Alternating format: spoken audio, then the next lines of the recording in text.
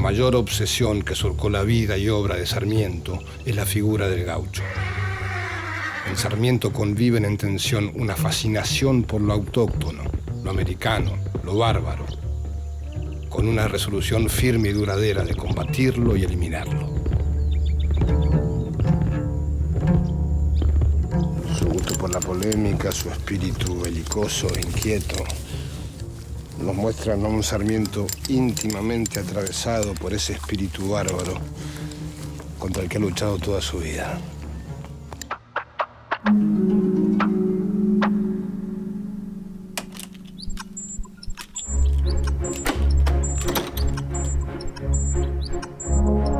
Escritor, estadista, militar, viajero, intelectual.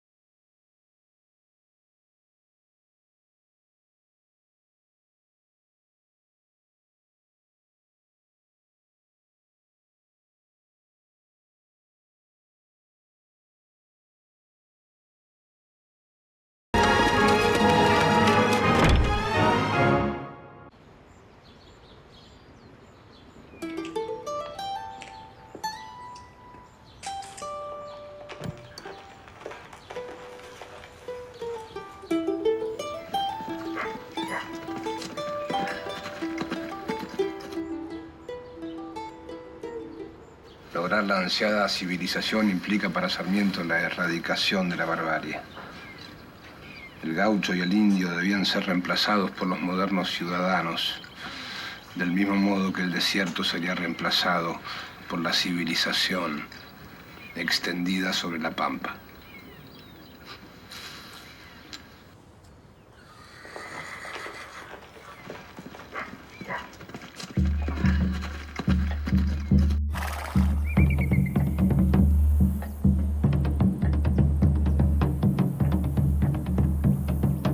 En diversas ocasiones Sarmiento narró el primer contacto con el mundo gaucho, su encuentro con las tropas de Facundo Quiroga en su San Juan natal.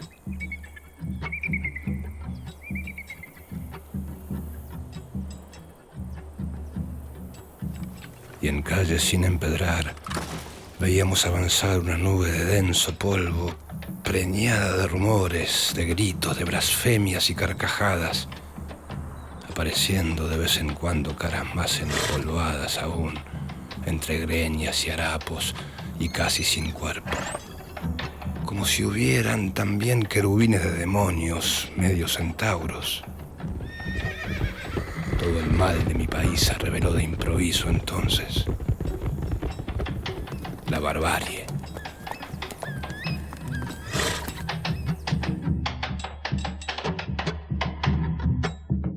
La escena es gráfica. Sucios, desgreñados, polvorientos, las hordas de salvajes se presentan ante un joven Sarmiento de 16 años como la encarnación misma del mal.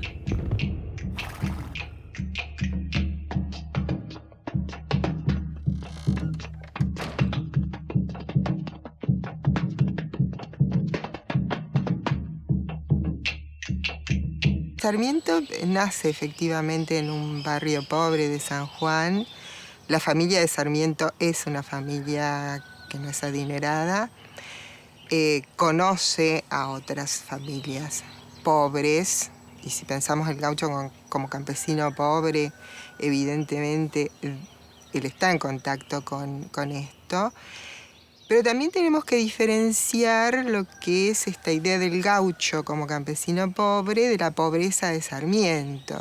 Sarmiento forma parte de una familia Y cuando él hace su genealogía en Recuerdos de Provincia, recupera una familia que tiene vínculos con el poder político, una familia que tiene vínculos con el poder eclesiástico, son curas liberales, ilustrados, pero uno es obispo, y tienen acceso a los libros, ¿no? Y ahí hay una cuestión de, por un lado, acumulación de un capital social diferenciado de los pobres, digamos, del hijo de un campesino pobre, y por otro lado, un signo de distinción que es esta posibilidad de acceso a la cultura que tiene Sarmiento.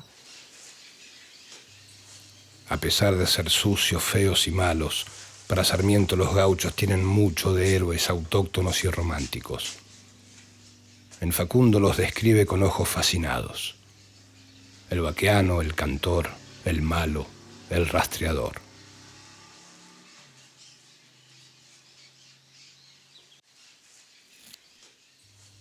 Sus habilidades lo muestran como un ser civilizable y a veces hasta superior al europeo.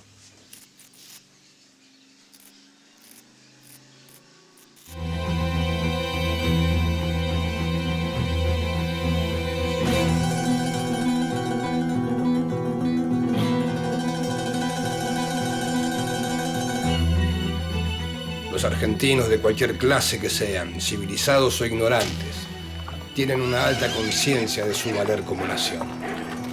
El europeo no resiste ni un par de corcovos del caballo.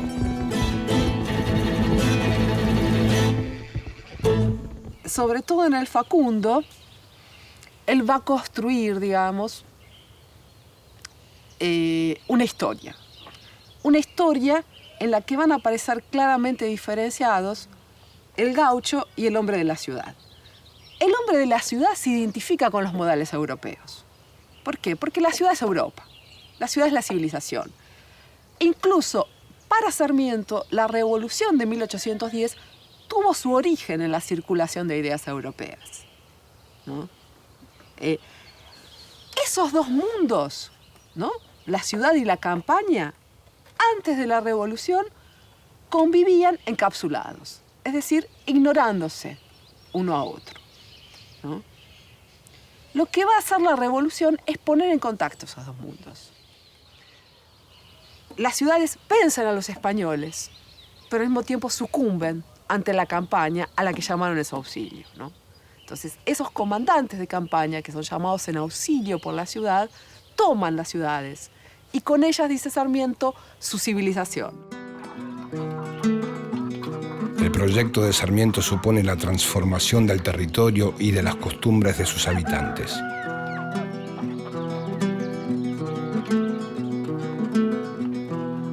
Padre de la libertad, creo que el gaucho fue siempre peleando de pie con toda fraternidad.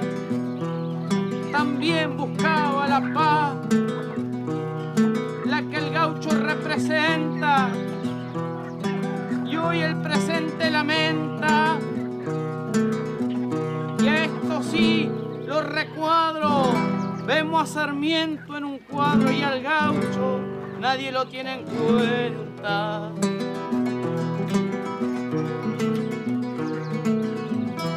La forma de vida que acompaña, que expresa el gaucho, tiene que ver con las pasiones y el predominio del más fuerte, ¿no?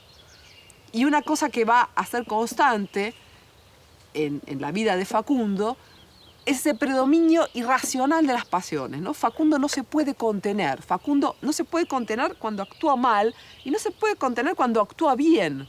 No es predecible. Para Sarmiento, Facundo es eficaz en esa organización del terror. ¿Por qué? Porque él mismo se deja arrastrar, es arrastrado por sus pasiones. Y arrastra a los otros, atrae a los otros. En ese descontrol de la pasión, digamos, ¿no? El problema es cuando ese orden es el que se impone como régimen político, digamos, ¿no?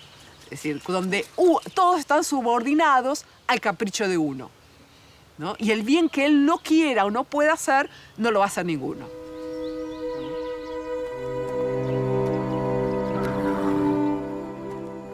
Si el gaucho no es malo en sí, la barbarie no es su esencia, sino consecuencia del medio. La mala sociabilidad va a marcar el destino rudo del habitante de las pampas.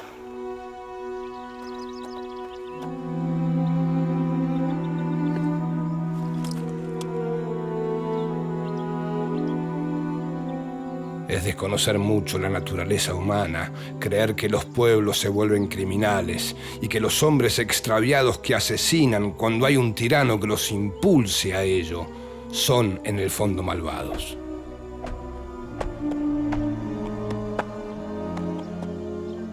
Pero ese condicionamiento geográfico, en realidad, condiciona formas de sociabilidad.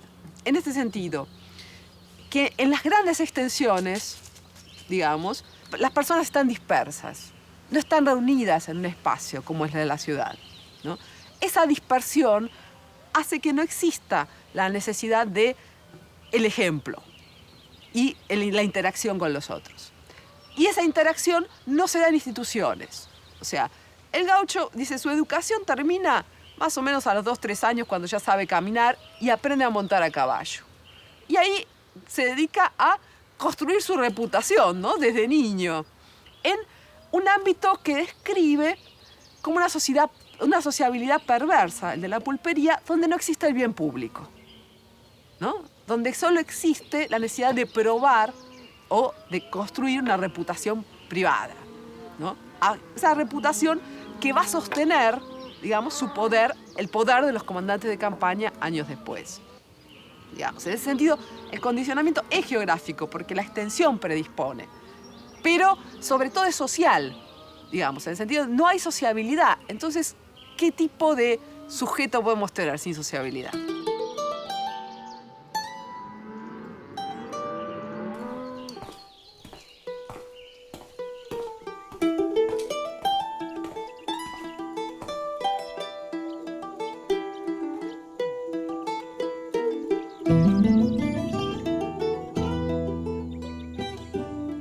El proyecto ideológico de Sarmiento el indio no tiene lugar. En cambio, el gaucho puede representar a la vez un obstáculo como ser actor del cambio. Para ello es necesario transformar el mundo hostil que lo rodea y envicia su comportamiento. Sarmiento zigzaguea entre los límites no siempre claros que separan civilización y barbarie. Esta encrucijada nace en su historia, domina su pensamiento y va a arrastrar a la política.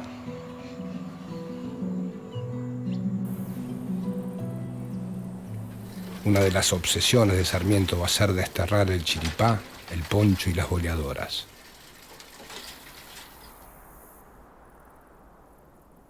Sarmiento en ocasiones hablará de la desaparición lisa y llana del gaucho, una vez que no existan las condiciones que lo han generado. En otras, como producto de esas mismas transformaciones, hablará del futuro gaucho, refiriéndose metafóricamente al agricultor.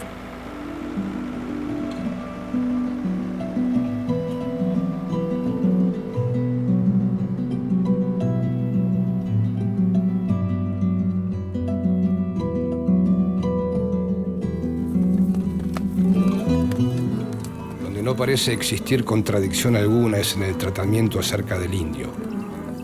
La mirada de Sarmiento sobre los indios no deja lugar a dudas. Están excluidos de cualquier idea de nación. La cultura indígena no representa para Sarmiento ningún interés. La regeneración es impensable. El exterminio, el único camino. Podemos decir que en ese momento hay una suerte de consenso, digamos, entre intelectuales y políticos que llevaba a afirmar lo que decía Alberdi, ¿no? Que el indio no componía mundo. Si no componía mundo significa justamente que no se lo puede incorporar a lo que en ese momento se piensa como posibilidad de una sociedad civilizada. Es demasiado otro, demasiado diferente, ¿no? Los indios generan en él una invencible repugnancia, evidente en los adjetivos que les prodiga el autor.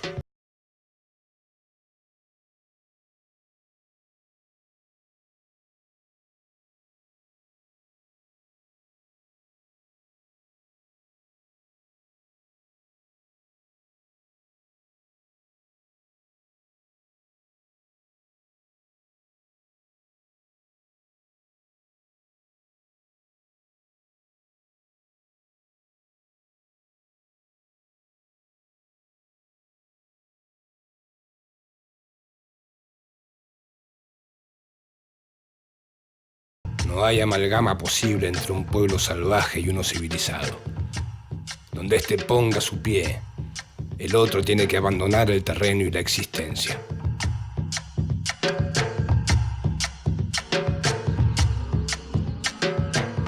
Para él, esa economía ganadera de las grandes estancias, donde todos están separados por grandes extensiones, debe ser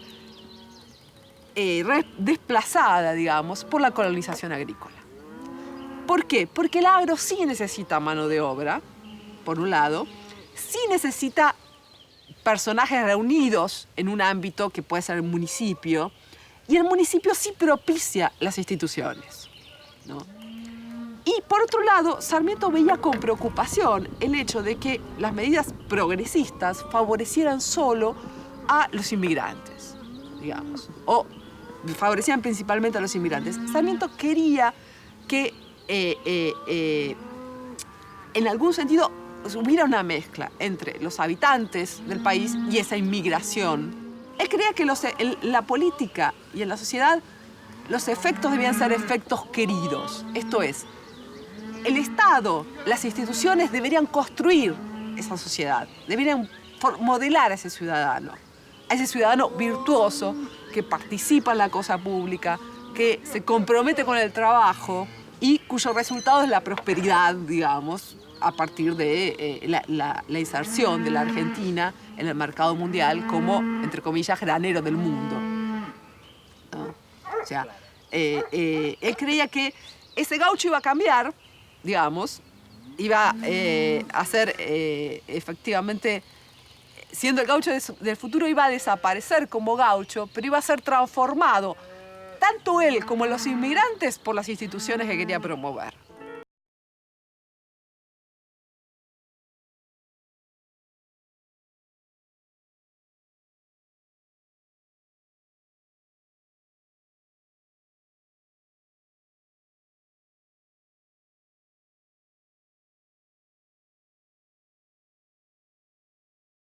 Director de guerra, como gobernador y más tarde como presidente.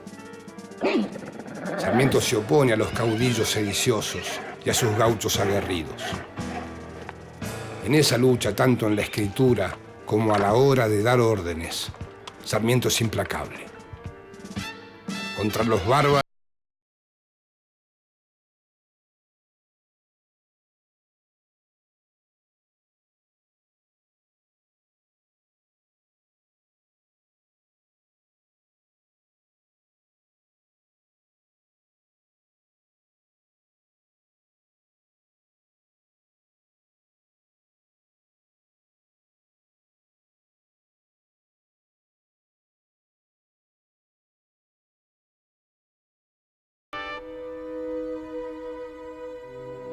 no trate de economizar sangre de gauchos.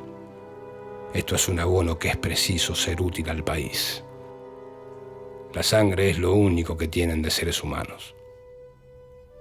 Ubicándonos en lo que es en lo que son los tiempos que corren en la Argentina y en el mundo, hay una lógica que se impone, que es la lógica de la guerra todo el tiempo, ¿no? Es como que el conflicto no encuentra forma de resolver, sino a través de la confrontación armada. En el caso argentino, la guerra civil es la que se prolonga. Va a haber guerras internacionales durante ese periodo, pero también la guerra civil. ¿Es Sarmiento más bárbaro que el resto? ¿Es tan bárbaro como el resto? Uno puede decir, ¿es Sarmiento tan bárbaro como Rosas? Rosas tan bárbaro como Sarmiento, ¿no? Y es difícil responder a esto. Hay un momento en que se discuten, Mitre y Sarmiento cuando es la confrontación de Sarmiento con el Chacho Peñalosa, ¿no? Si tiene que ser una guerra de policía o tiene que ser una guerra militar. Y Sarmiento opta por lo más duro, digamos. Cuando llega el momento de la confrontación con López Jordán, primero se venía conversando con Urquiza, cuando ocurre el levantamiento de López Jordán, ahí también opta por una posición muy dura.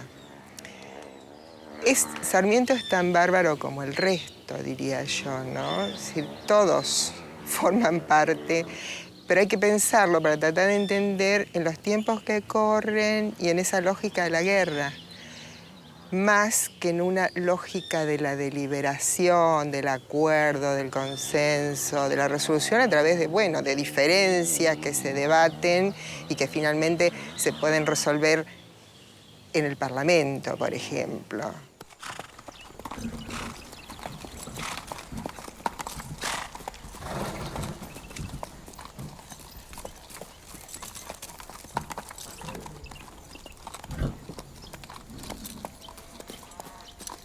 No ahorres sangre de gaucho.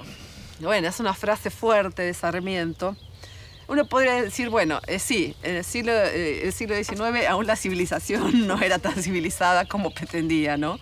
Y efectivamente no solo el gaucho, digamos, también los indios y todos aquellos que no constituían, no eran percibidos como sujetos aptos para esos procesos de modernización, debían ser, uno podría decir, aniquilados, ¿no? Expulsados, silenciados.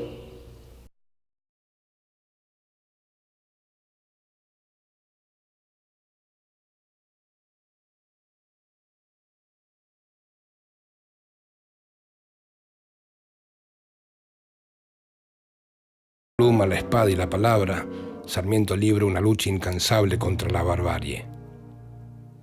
De la fascinación a la crueldad, del rechazo a la identificación, Sarmiento acumula contradicciones sobre los gauchos y el país.